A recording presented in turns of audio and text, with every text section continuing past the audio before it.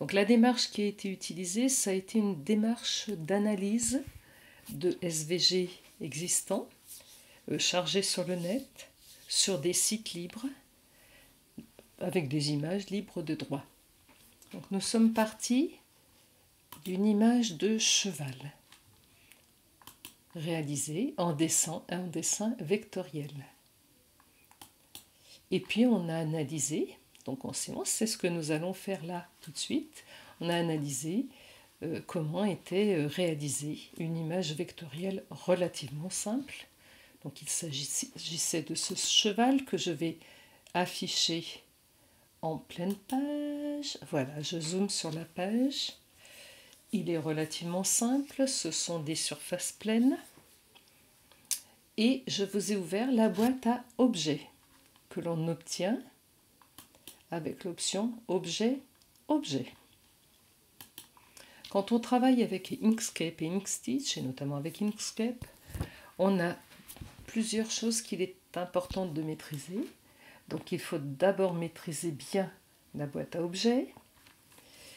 Pour maîtriser le travail sur les objets, c'est important de maîtriser la sélection, mais ça c'est relativement classique. Et c'est important de maîtriser le mode nœud, puisque c'est la base du travail sur les chemins. Alors je vais pour l'instant rester en mode chemin, et on va dans la boîte à objets qui décrit l'ensemble des constituants de ce dessin-là. Alors si j'observe bien cette boîte à objets, je vois que j'ai 3 types d'informations. On va partir de l'information de base, ce sont les chemins. Et j'en sélectionne un. Voilà. Les chemins, c'est le dessin qui permet de définir les formes qui seront utilisées. J'en sélectionne un autre. C'est la partie du dessus de la tête. Les 2 oreilles ici, etc. On constate qu'elles sont symbolisées là par un petit feuillet unique. Le petit feuillet unique, ce sont les chemins, c'est la base du dessin. Ce sont tous les éléments de dessin. On constate qu'on a également des feuillets doubles et des feuillets triples. Alors les feuillets doubles et triples ne sont que des éléments de rangement. Ce sont les boîtes qui contiennent les éléments de dessin, les chemins. PAF signifiant chemin. Alors on va aller peut-être regarder l'intérieur d'un double feuillet. J'ouvre ce groupe-là, puisque ce sont des groupes. Double feuillet égale groupe. Dans ce groupe-là, il y a 2 éléments. Ce n'est pas le plus significatif, je vais donc vous en ouvrir celui-là un peu compliqué. Voilà, je vais vous ouvrir un autre groupe, c'est celui-ci, qui comporte 2 chemins, que sont les 2 naseaux. Donc le groupe, c'est la boîte, et dedans, on voit qu'on a des choses qui sont effectivement des chemins. Particuliers, hein, mais bon, des chemins quand même. Une boîte comme celle-ci, un groupe, peut à son tour, comme le groupe 906, là, quand je l'ouvre, je vois que ce groupe contient un chemin et un autre groupe. On peut comme ça avoir toute une arborescence, et les seuls éléments de dessin, ce sont effectivement les chemins. Le reste n'est que du rangement. Donc on peut avoir donc côte à côte des groupes et des chemins. Et puis on a un autre niveau supérieur qui est le niveau des calques. Alors là, le calque a été renommé, il s'appelle Kappa. Souvent on l'appelle calque 1, calque 2, etc. Il est symbolisé par 3 feuillets. Ces calques-là fonctionnent comme s'il s'agissait de feuilles de dessin que l'on va superposer.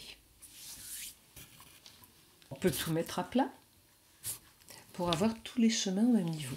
On va continuer l'analyse de notre petit cheval. Alors, un calque comme celui-ci peut être transformé en groupe, tout simplement en cliquant dans le symbole. On passe du symbole calque au symbole groupe. Le calque, qui était une feuille, ne devient plus qu'un grand tiroir qui contient d'autres groupes et des chemins. Comme cette boîte-là est unique, n'a pas d'équivalent à son niveau, on peut dégrouper. Et on a tout déposé en vrac sur le papier. Et chacun des groupes, maintenant, peut à son tour être dégroupé, ce qui permet d'obtenir l'ensemble des formes, l'ensemble des chemins. Alors ce groupe qui en contenait plusieurs, on dégroupe tout. Voilà. Et voilà. On va continuer un petit peu plus avant l'analyse pour voir ce que sont ces diverses formes. Donc là, on imagine. On va le détruire, ce pauvre cheval. Hop, là. Ah. On a un chemin qui constitue l'œil. Qu'est-ce qu'on a? Le fond de l'œil. Le fond de l'œil, il va être tellement petit, je pense, pour la broderie, que je vais le supprimer tout simplement. Voilà. Ok, je vois que... Hop, je continue. Je voudrais... Ah, le blanc là de l'œil. Hop, on le supprime. Bon, on obtient déjà un nombre limité de chemins. Alors, là... Ah oui, j'ai un petit peu de clair qui était dessous, oui. J'ai ensuite... Ah oui, j'ai cette forme-là. Mais tout ça n'est pas bon du tout pour la broderie. Imaginez, je brode tout ça. Par-dessus, je viens broder ça. Et encore par-dessus la crinière. Ça fait 3 épaisseurs de broderie. Ça, c'est ce qu'on essaye d'éviter en broderie. Alors, il va falloir qu'on découpe nos chemins, qu'on les arrange de façon à ce que la partie marron ne soit pas recouverte de cette partie-là, beige, ni de cette partie-là, la crinière, ni des oreilles. Ça va être l'objet du travail qu'on va faire ensuite sur le cochon, ce qui sera notre exercice suivant. Je vous montre également à partir, puisque j'ai tout déconstruit, à partir de là, quand on veut faire de la broderie, on tâche de regrouper les couleurs. Alors si je veux par exemple d'abord broder le contour, il suffit de le positionner tout en bas de ma liste. Ça, c'est le contour. Ensuite, je peux décider de faire tout ce qui est... Alors ceux-ci ne me conviennent pas. Je vais prendre tous les éléments noirs que je peux sélectionner manuellement avec la touche Shift. Clac. Donc tous ces éléments noirs, ok. Je peux les grouper. Et là, je les appellerai noirs. Bon, j'aurais dû d'ailleurs les replacer avant. Même pas grave. Hop, la crinière, elle est bien. Voilà, ce sont les yeux qui sont à replacer. Puis finalement, ces petites pièces-là, je n'en aurais pas besoin. Voilà. Donc ça, c'est le contour. Et je pourrais ensuite, il me reste seulement... Alors ceux-là, je les supprime. Il me reste seulement le beige. Je pourrais effectivement regrouper le beige avant de décider de broder. Alors on va voir ça plus clairement avec le cochon. Alors avec le cochon, on démarre les choses sérieuses puisqu'on a l'intention de broder. On a l'intention de broder. Il s'agira de réaliser une tête de marionnette à doigts. Et grosso modo, j'aimerais que cette tête-là fasse 5 à 6 cm de largeur, sachant que dans la partie basse, pour basser le doigt, il me faudra 2,5 cm à 3. Donc je tracerai plus tard le contour.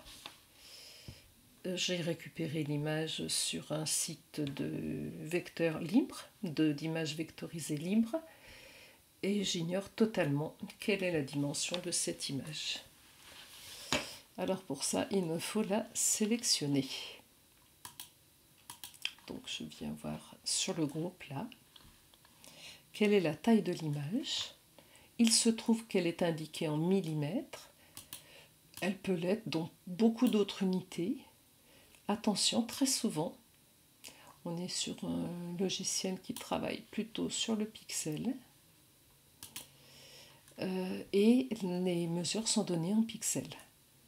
Moi, pour avoir une idée claire, je travaille soit en millimètres, soit en centimètres. Alors j'ai bien dit que je voulais une image de 6 à peu près, 6 cm de large. Et là j'en ai 32. 20 de hauteur, donc il faut absolument que je la réduise. Là, vous constatez que j'ai sélectionné tout le groupe. Tiens, je peux d'ailleurs supprimer ce calque qui ne me sert à rien.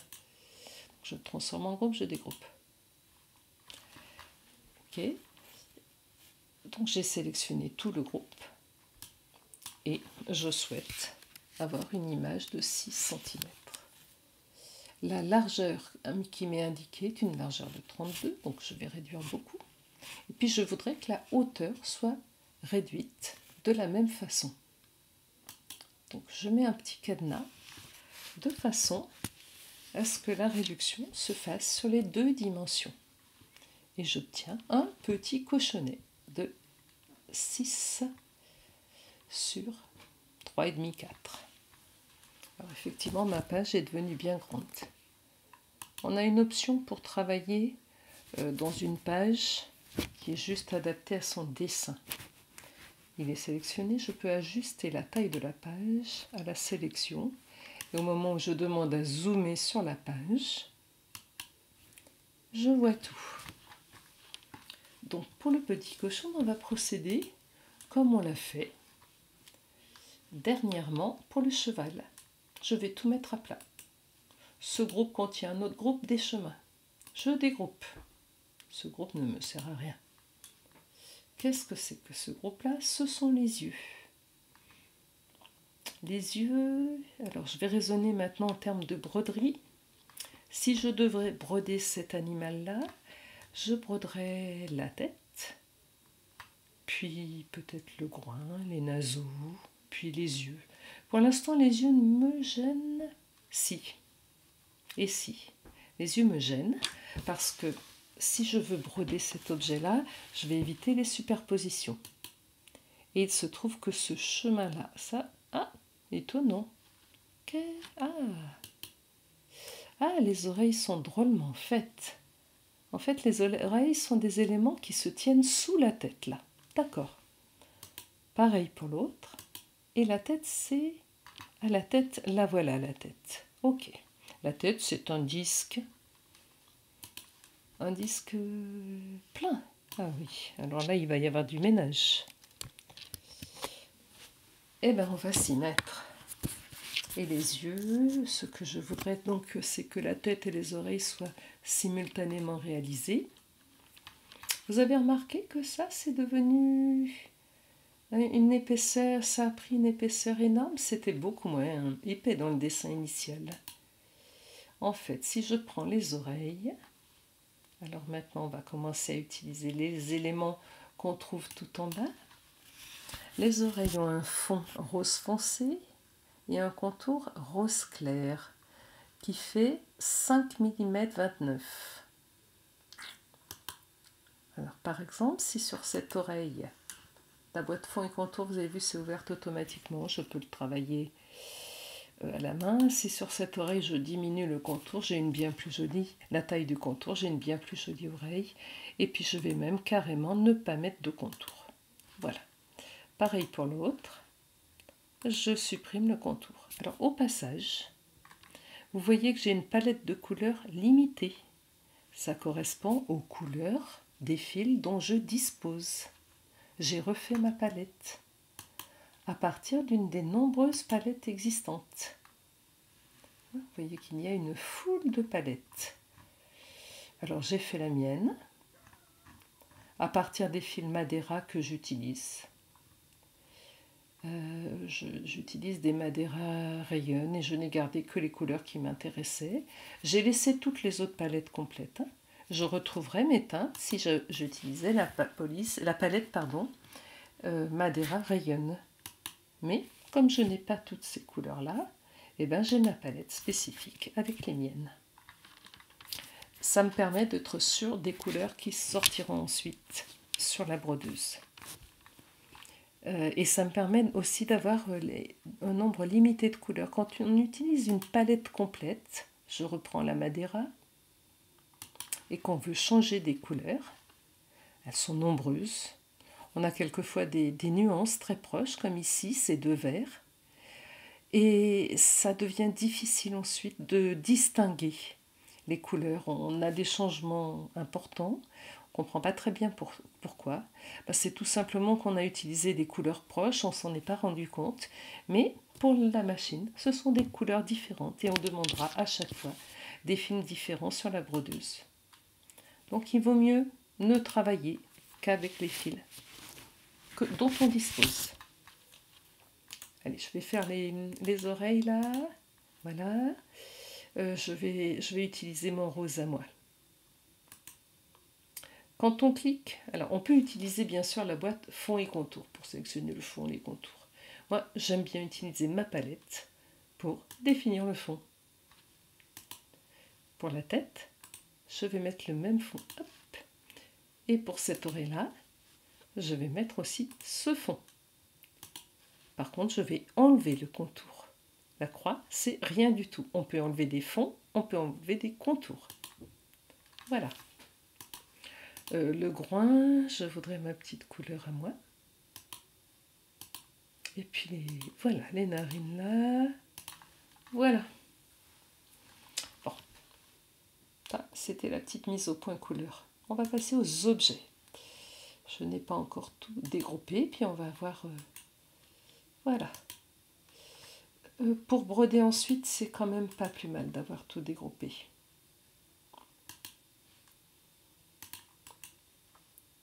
On regroupera en fonction des couleurs ou en fonction d'autres critères qu'on peut choisir. Comme les chemins sont peu nombreux, là,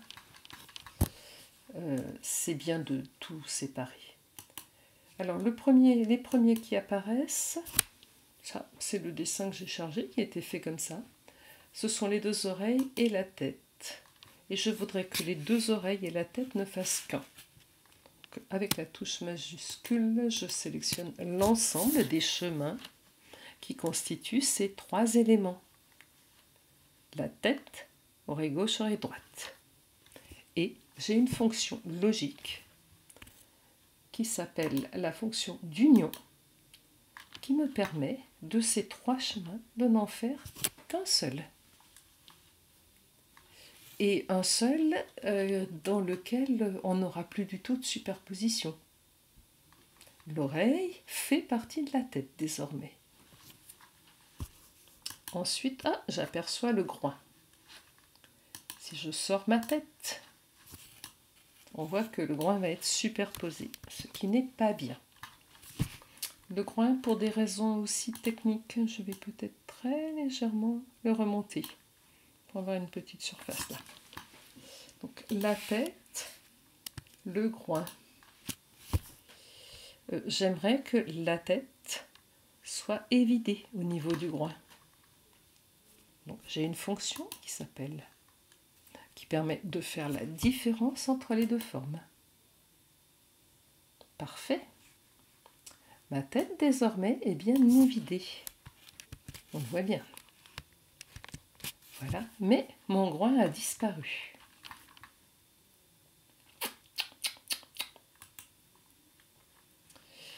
Ah, flûte. Qu'est-ce que j'aurais dû faire? Alors, lors de la vidéoconférence, vous m'avez tous dit, oui, il faudrait avoir deux groins. Et effectivement, avant de faire la différence, il faut songer à bien dupliquer la pièce avec laquelle on veut faire la différence. Donc j'annule différence, je repère le groin, je le duplique Il se pose tout là-haut, d'ailleurs les narines disparaissent. C'est pas grave, elles sont dessous, c'est pas grave du tout. Je prends la tête et le groin. Comme ils sont loin, la touche majuscule ne fonctionne pas, c'est la touche contrôle ou commande sur Apple qui fonctionne. Donc, la tête, le groin, je fais la différence. Et on regarde à quoi correspond la tête. On a bien fait la différence et on a gardé un groin. CTRL Z est mon ami et me permet de revenir en arrière. Les narines doivent être extraites du groin. Donc je duplique les narines. De la même façon, je vais avoir 2 narines. Je duplique. Pardon. Je duplique. Voilà. Donc, je prends le groin et la première narine. Hop, je fais la différence. Alors, on ne peut pas faire la différence avec 2 objets d'un coup. Je reprends le groin et je fais la différence. Ok. Je regarde l'allure de mon groin, c'est parfait. La tête est évidée, le groin est évidé. On avance. Maintenant, on va s'occuper des yeux. Et je voudrais vous faire remarquer une toute petite chose concernant les yeux, et notamment cette petite partie-là. Si on regarde, cette petite partie-là fait 0,2 cm. On y va en millimètres. 2 mm sur 2, ce sont des cercles. Idem là. 2 mm sur 2, c'est impossible à réaliser. Un point de broderie, c'est de l'ordre de 2 à 3 mm. Vouloir réaliser des détails comme ça, c'est multiplier le nombre de points sur une minuscule surface, donc ouvrir énormément de tissu. Chaque piqûre d'aiguille ouvre le tissu qui se referme, mais pas complètement. Et plus on ouvre, plus on a de chances que le fil de canette remonte par toute cette zone-là qui a été travaillée de façon beaucoup trop dense. Donc, je fais des choix. Broder, c'est choisir. Et je fais en particulier le choix de supprimer ces formes-là. Alors, il me reste donc ces zones noires-là, ok. Et puis, je devrais évider ma tête avec les zones blanches. Alors, on va apprendre, on est là pour... on utilise des vecteurs existants, mais on va aussi apprendre à dessiner. Et ce que je vous propose, c'est qu'on envisage une broderie dans laquelle tous ces fonds-là seront traités en mode remplissage, y compris les yeux, en tout cas la partie noire des yeux. Et on va commencer à tracer des choses pour la partie blanche. Donc, actuellement, cette partie blanche qui est une surface serait traitée, a besoin d'être traitée en excluant le blanc. Donc, de ma tête là, je vais exclure définitivement chacun des yeux. Je fais la différence, clac, on voit le fond apparaître. Je fais la différence ici et je les reconstruirai les yeux. Chemin, différence. Voilà, donc pour l'instant, on n'a fait que utiliser des choses existantes, les vecteurs qui étaient donnés initialement par le système. On peut reconstruire également la tête, c'est du rose, ok. Ça peut être le groin, ok, on aura un changement de couleur. Pour se repérer, on pourrait avoir les narines et le groin regroupés, pourquoi pas. Donc je pourrais grouper ça, et appeler ça le groin du cochonou.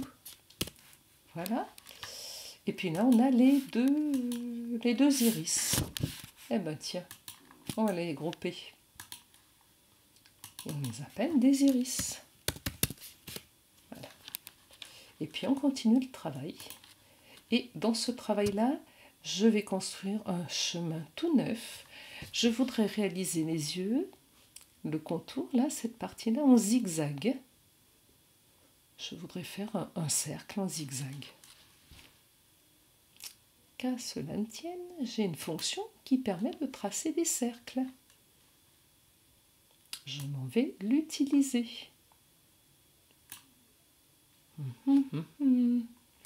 Je transforme ça en chemin. Et je vois effectivement apparaître un chemin avec ses nœuds, etc. Voilà. Oui, mais voilà, ce chemin-là, il est plein. Je le veux vide. Hop. Oh, mais je ne le vois plus. Par contre, je lui veux une couleur de contour. Ok. Le contour fait 1 millimètre. Eh bien, je vais en profiter. Bah, tiens, voilà. Cette fois-ci, au lieu de travailler en bas, je vais travailler ici en millimètres. Je le veux de 3 mm. 2 mm, ça fait quoi? Pas mal. C'est pas mal. Alors par contre, j'ai besoin d'un trait continu. Parce que la règle, c'est un trait continu sera exécuté en zigzag de l'épaisseur du trait. Un trait discontinu sera réalisé en point droit qui aura pas d'épaisseur du tout. Donc quelle que soit l'épaisseur des pointillés, ça sera du point droit. On pourra tout juste régler le nombre de passages de point droit. Donc je passe en point, je passe en épaisseur 2, ce sera un zigzag. Vous constatez, et tant que cette forme est sélectionnée, je vous montre par transparence qu'elle déborde légèrement. Et bien c'est très bien, parce que la broderie, ça déforme le tissu. Et si j'ai réalisé la tête, si j'ai réalisé des yeux, la partie noire des yeux, je vais terminer par le blanc, et c'est bien que ça recouvre tout. Alors il ne faut pas mettre des quantités trop importantes de recouvrement, mais là, ça me paraît bien.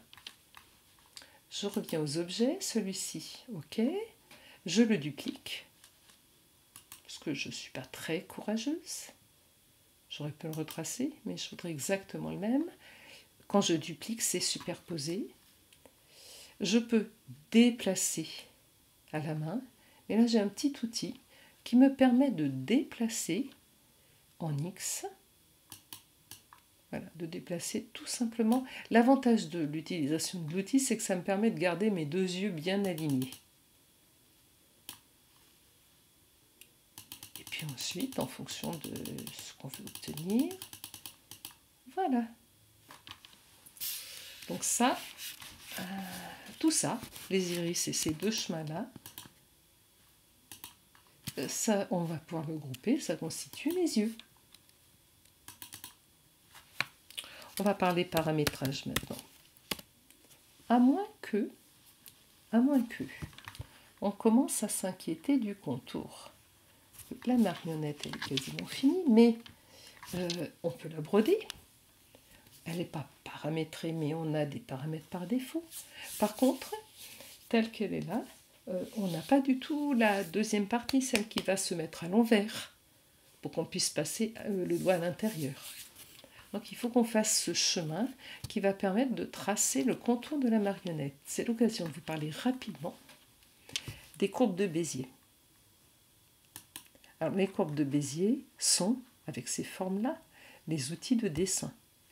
Et on utilise même beaucoup plus souvent les courbes de Bézier que ces outils de dessin.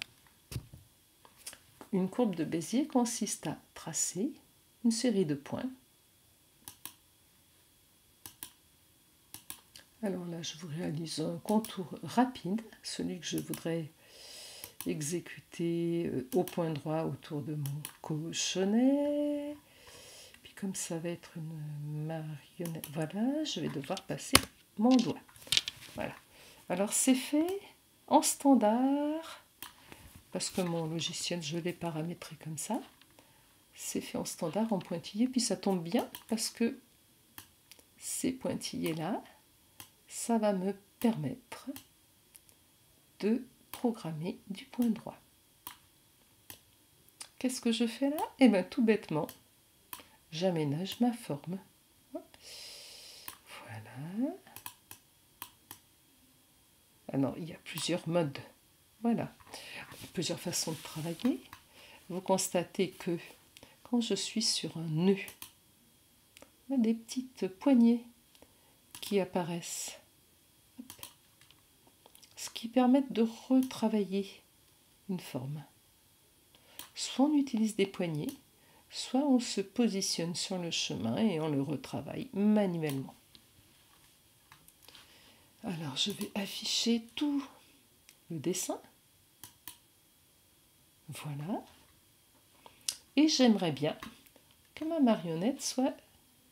Alors là, ça va me permettre de faire le contour, mais je voudrais avoir la même chose de l'autre côté. Il n'y a qu'à, me direz-vous, dupliquer. Ok, dupliquer c'est bien. Donc je sélectionne la forme dupliquée, je la rends symétrique et je la déplace.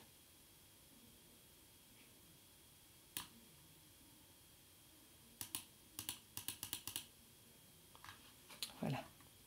Je me rapproche. Donc j'ai deux chemins. Si je n'y prends pas garde, ces deux chemins ne sont pas continus. Hein? Je voudrais en avoir un seul pour broder beaucoup plus vite. Alors, on a une fonction qui permet, ce chemin, il est constitué d'une série de nœuds, dont 2 nœuds terminaux, puisque c'est un chemin ouvert. Celui-là, au-dessus, est aussi constitué de 2 nœuds terminaux ici et l'autre en bas. Ces 2 nœuds terminaux-là, si je les sélectionne, je peux demander avec ces 2 nœuds terminaux de ne faire qu'un seul nœud. Et ma ligne est devenue continue. C'est le même objet. On paramètre.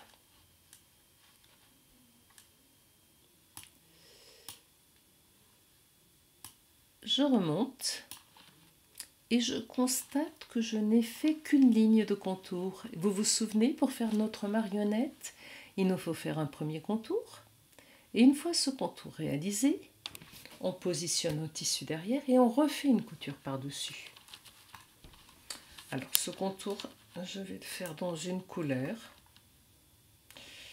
Disons, les yeux, j'ai terminé avec quelle couleur? J'ai terminé avec du blanc, du gris. Disons que ce contour va être gris, parce qu'il peut être fait dans la foulée des yeux. Vous vous souvenez, en brode de bas en haut. Définir le contour, ok. Et j'ai besoin donc de sortir le cadre, de mettre le tissu du dessous et de refaire un très beau contour cette fois-ci, mais qui se superposera exactement à celui-ci. Donc je vais tout simplement dupliquer ce chemin.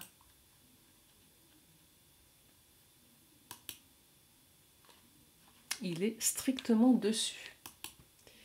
Je vais changer un petit peu son allure pour qu'on le voit différent. Et puis de toute façon, il faut que je le fasse d'une autre couleur. Le changement de couleur fera que la machine s'arrêtera pour demander qu'on change de couleur. Donc je définis le contour comme ça et puis je vais le faire par exemple plus fin. Voilà, hop, pas trop. Voilà.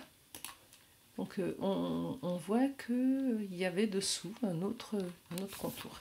Et pour rendre les choses d'ailleurs encore plus visibles, et puis c'est l'occasion de se balader dans le logiciel, dans les propriétés du document, on peut aussi donner des couleurs au fond.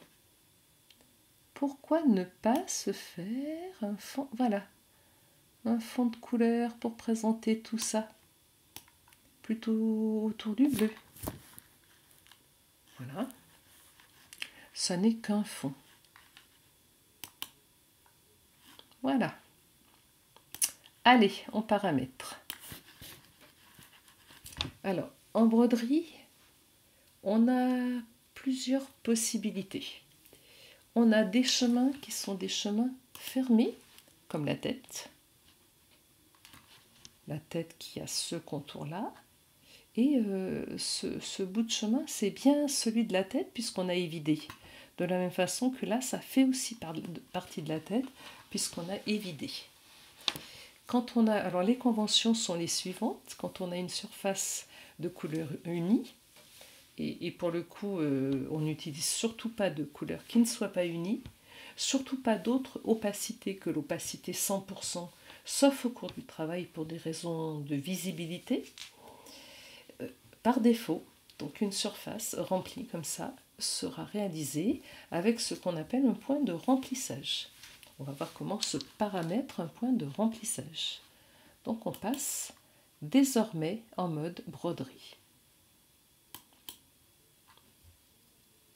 Donc je paramètre. Voilà. Et il me fait, parce qu'il a horreur du vide, il me fait une proposition de broderie. Une broderie dans laquelle on a une sous-couche.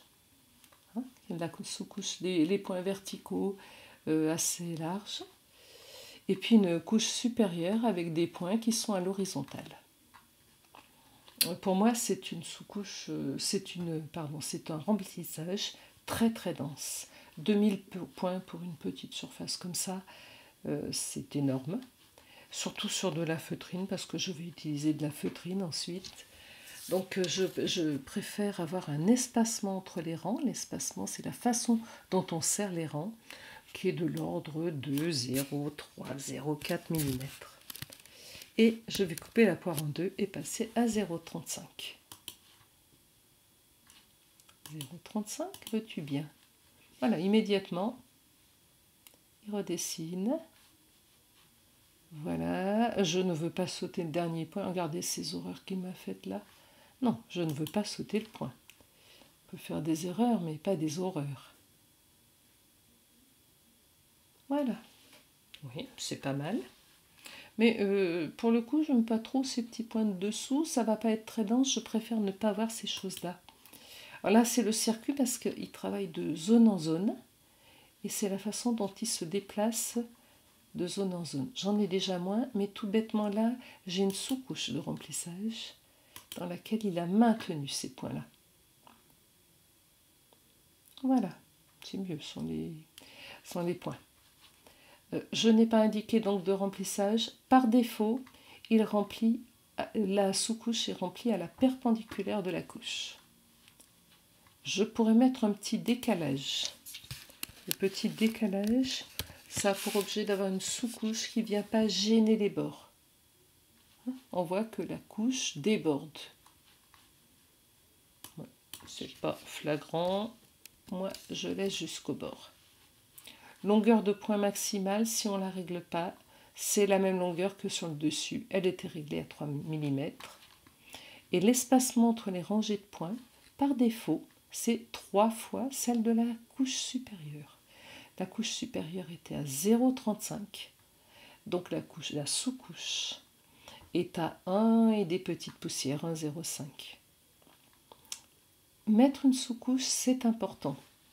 C'est important parce que la broderie là, de la couche supérieure, qui est relativement dense, va avoir pour effet de resserrer le tissu et de le déformer.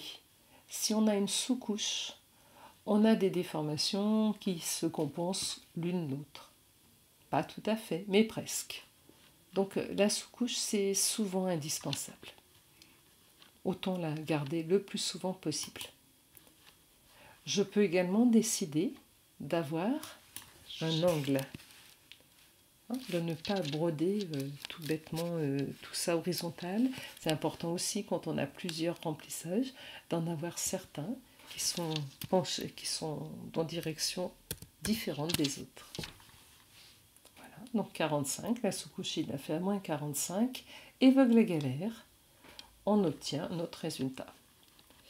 Décaler les rangs G avant de répéter, c'est intéressant, ça peut nous donner pas mal d'effets de finition.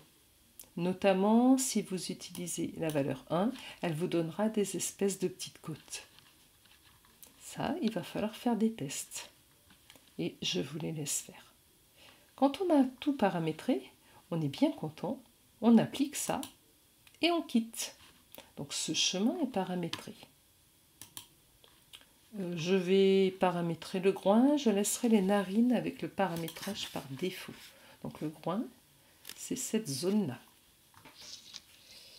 CTRL-SHIFT-P, c'est le raccourci pour aller au paramétrage. Voilà. Je vais faire comme pour l'autre, à 0,35. Et au lieu d'être à 45 degrés, je vais rester à l'horizontale. Je supprime mes sous-couches. Voilà. Donc voilà la broderie du groin. J'applique, je quitte.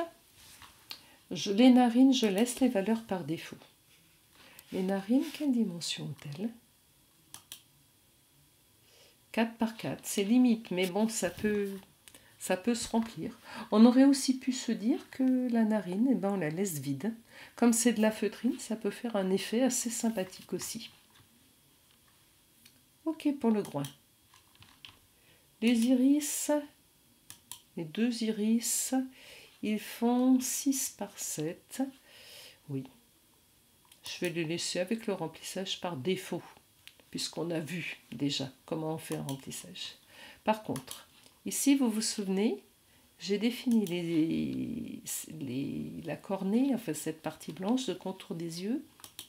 Je l'ai défini avec un chemin, hein, on le voit ce chemin-là, de 2 mm d'épaisseur. Donc par défaut, ces deux yeux-là, je les ai définis avec un trait continu. Donc par défaut, il va nous faire des lignes, des zigzags. Donc je vais paramétrer ça.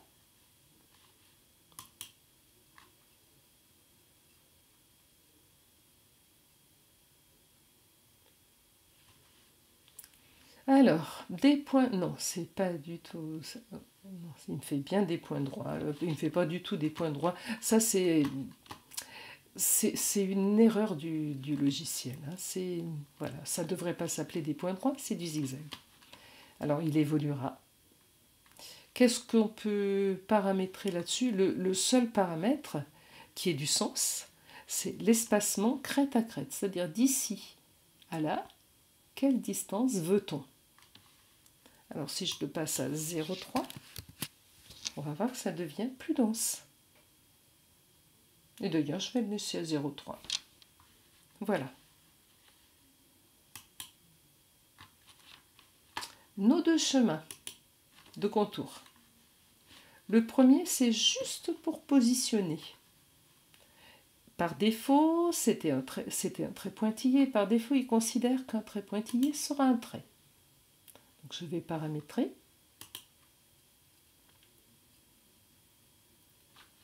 Et là, le menu est bien fait parce qu'on a effectivement ce dont on a besoin. La longueur de pointe, je vais la régler à 2,5 pour les deux. Les points, ça me permettra d'avoir des points assez longs, plus jolis. J'ai 142 points pour cette première couche. J'autorise les points d'arrêt au début et à la fin, de façon à ce que ma couture soit bien arrêtée. Et voilà, je n'en fais pas plus. Et le suivant, c'est... Donc entre les deux, j'ai un changement de couleur. Là, j'ai un contour qui est un contour gris pour le premier. Et le suivant a un contour vert clair. Donc la machine va me dire « Arrête-toi, change-moi le fil ». Et je vais, en plus de changer le fil, mettre le tissu à l'arrière. Je vous ai fait des petites photos là-dessus, donc vous verrez. Et puis, je vais faire un très joli point, de façon à avoir une marionnette plutôt sympathique. Donc je vais dans les extensions, je paramètre. Alors j'avais des points, j'ai dit que je faisais des points à 2,5, 2,5. Et puis, j'ai envie d'avoir un très joli point autour. Donc là, le point là, il m'a fait comment? Oh, j'ai un petit doute là. 1607 points, c'est pas bien du tout. Qu'est-ce qu'il me fait? Il fait des zigzags. Oula. Et le précédent, Je me permets de vérifier. Alors ça, c'est un signe. Quand on trouve un grand nombre de points, il y a un loup quelque part. Ce trait-là, je m'en vais vite voir les fonds, contours. C'est amusant, il l'a interprété autrement. Bon, je vais mettre un autre pointillé. Voilà, ce type de pointillé.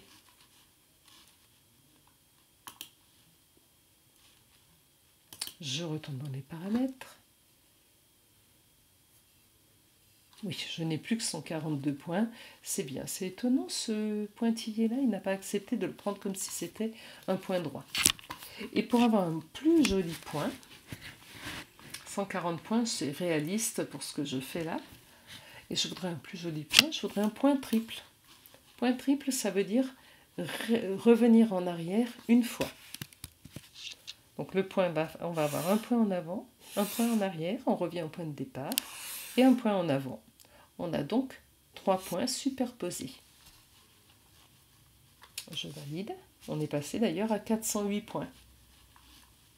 J'applique, je quitte.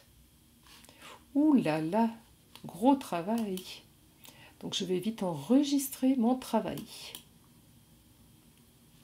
On garde toujours deux versions de son travail. Une version au format SVG, dont je vais changer le nom. Donc je vais l'appeler cochon vidéo. Le fichier SVG, c'est celui qu'on pourra modifier. Après l'avoir fait une première fois, on pourra venir changer toutes sortes de détails. Et puis on se fabrique toujours. Alors on va faire la simulation d'abord pour être sûr que c'est bien. Donc, visualiser, exporter, simulateur, aperçu réaliste.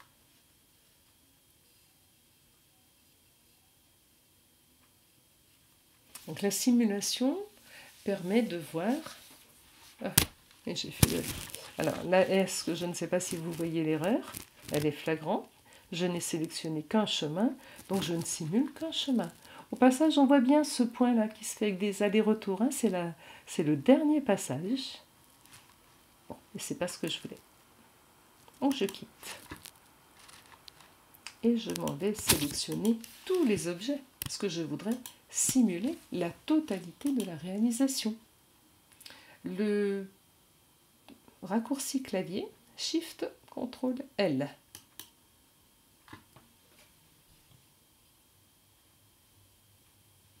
Alors la simulation, c'est un petit peu long en général.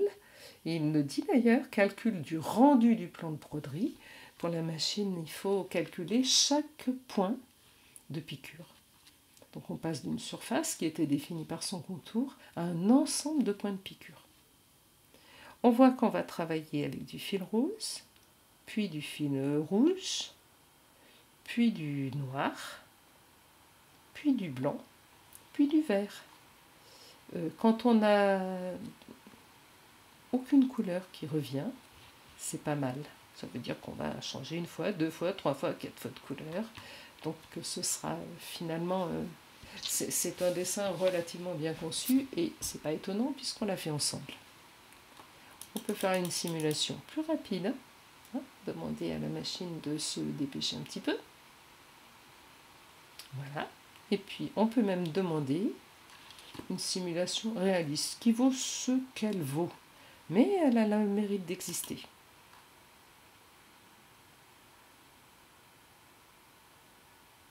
Ça nous donne une petite idée du résultat final.